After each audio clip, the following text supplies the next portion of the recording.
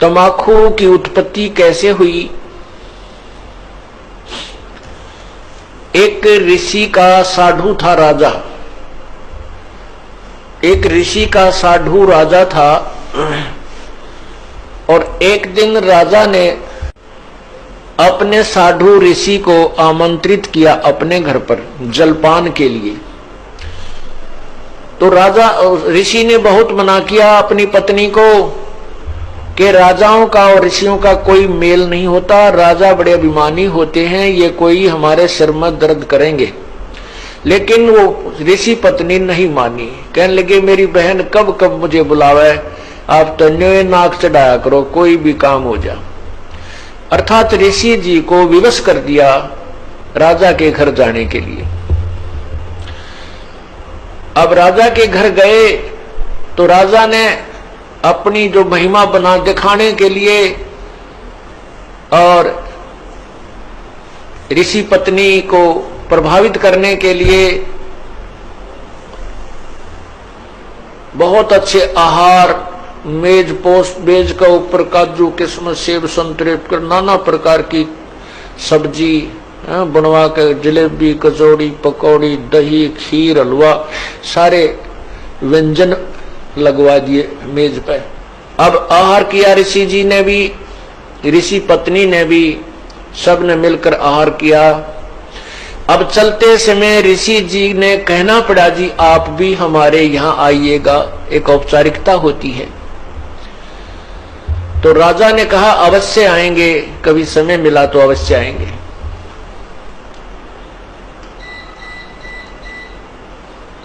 एक दिन वो समय मिल गया, राजा ने संदेशा भिजवा दिया कि हम आ रहे हैं।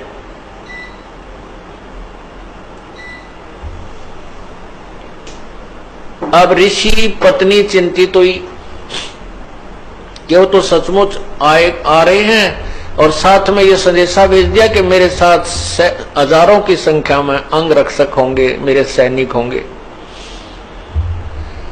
अब राजा चाहता था कि ऋषि को नीचा दिखाना, ये एक बूंदी बीमारी है साधु, ये दिखाना चाहता था कि मैंने ऐसे ऐसे आहार कराए हैं और ये ऋषि जी कुछ नहीं करा पाएगा, इसकी मिट्टी पलीत होगी। और परमात्मा कहते हैं कबीरा सब जग निर्धना, धनवंता ना कोई, धनवंता सो जानियो जप राम नाम धन होए। अब ऋषि जी के पास अपने तप की कमाई थी, अपनी साधना भजन की कमाई थी। ऋषि जी ने स्वर्ग से कामधेनु गाय वो उधारी ले ली कुछ समय के लिए और उसको अलग से एक टेंट में रखा हुआ था। उधर से राजा अपने हजारों सैनिकों को साथ लेकर पहुंच गया और ऋषि से कहा कि भोजन की तैयारी करवाओ। ऋषि जी ने कहा जी भोजन तैयार है, आप खाना खाइए। अब वहां लगी लाइन और साथ की साथ थाली आ रही है, सबको परोसी जा रही है।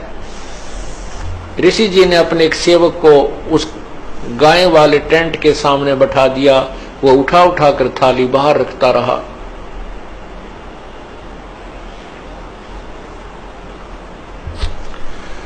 अब जब सब सैनिकों ने खाना खा लिया और ऐसा स्वादिष्ट भोजन उन्होंने कभी नहीं खाया था, तब राजा ने पूछा कि हे ऋषि जी, आपके पास ना कहीं कोई भोजन बनाने की व्यवस्था नजर आ रही है, ना किधर को चूल्हा डाल रखा तुमने, ना कोई हलवाई बुला रखा, ये ऐसा भोजन स्वादिष्ट भोजन कहां से आ रहा है? तब राजा ने बताया कि मेरे पास एक कामधेनु गाय है और उसमें यह शक्ति होती है कि वो चाहे पूरी पृथ्वी जीव जा भोजन खा ले, पूरी पृथ्वी के प्राणी, तो भी उसका अंत नहीं आता है। तो राजा के अब साधु की यारी दोस्ती इतनी होती है, अब राजा की नीत में खोट आ गया।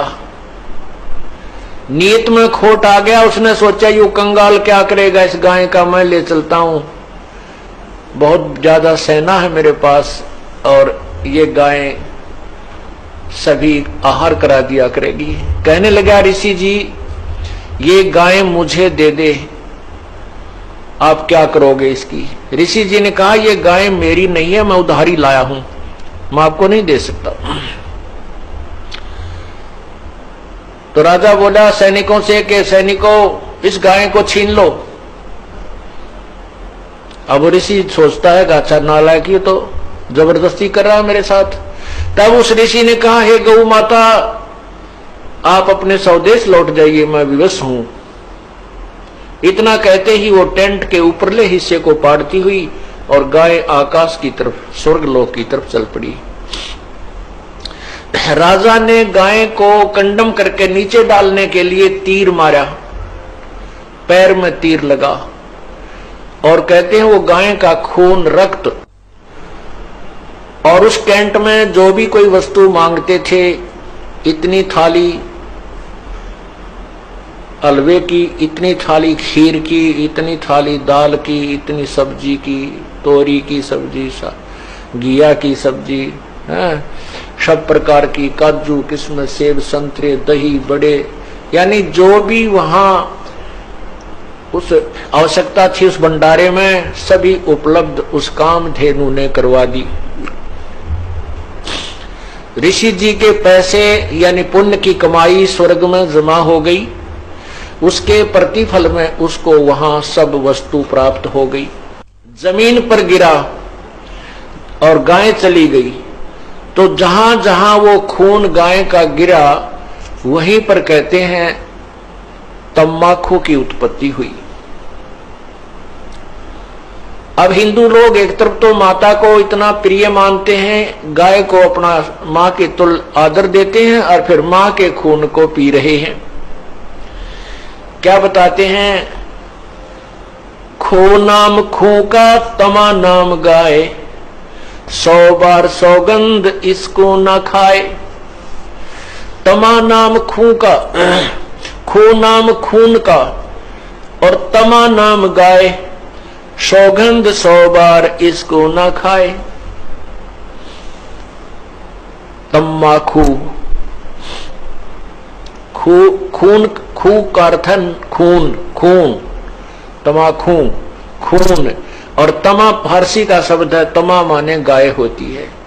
तमाखू यानी गाय का खून, खू नाम खू का तमा नाम गाय, सौगंध 100 बार इसको ना खाए ना पीवे। कहते हैं आप एक तरफ तो गाय को इतना प्रिय मानते हो, आदरणीय मानते हो, और फिर गाय के खून से उत्पन्न इस तम्बाकू को पीते हो। जितने भी महापुरुष हुए उन्होंने सब विकारों को छुड़वाया है।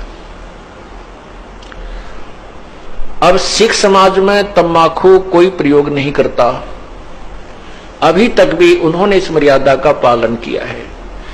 लेकिन और सारी बुराई शुरू कर दी, मांस खावा, दारू पीने लगे।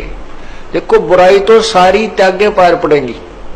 ऐसे ही मुसलमान धर्म के अंदर शराब नहीं छूते अभी भी, और बाकी मांस खाओ और हुक्का पीवे। हिंदू समाज में बीड़ी, शराब, तंबाकू और मांस कभी प्रयोग नहीं करते थे। अब हिंदू समाज में कोई मर्यादा ही नहीं रही, सारे काम बिगड़ गए। तो पुण्यात्माओं ये नए सिरे से समाज सेट किया जाएगा और इसी तरह ये समाज सुधार और आत्म कल्याण प्रारंभ होता है। उन महापुरुषों ने भी कठिन प्रयत्न किए थे, परिश्रम किया था समाज को बुराई से दूर करने के लिए। आज भी वही चल रहा है और बहुत निर्मल समाज बन रहा है। छोटे छोटे बच्चे भी ये पूछते हैं, एक बार मेरा हाथ लग गया, मेरे पापा की गोद में बंडल था, महाराज जी मेरा नाम तो नहीं टूट गया। रो रहा था वो बच्चा। मैं कहा बेटा ऐसे नहीं टूटता, वो तो वैसे लग गया हाथ, गंद का समझ लो, गोबर में हाथ लग जा, धो ले अपने ने। हाँ उसको उठा के देना, ला के देना, पीने हुक्का भरना, उसमें नाम टूट जाएगा, वो खंड हो जाएगा। तो पुण्यात्माओं जो छोटी सी उम्र में इन बच्चों को ऐसा ऐसा भाव बन गया कि ये इतनी बुराई है कि इसको हाथ लागने से भी हमारा धार्मिक कर्म बिगड़ जाएगा, तो आने वाली इनकी संतान तो कति देवता पैदा होंगी। ये समाज भी सुधर रहा है और जीव कल्याण का मार्ग भी प्रशस्त हो रहा है।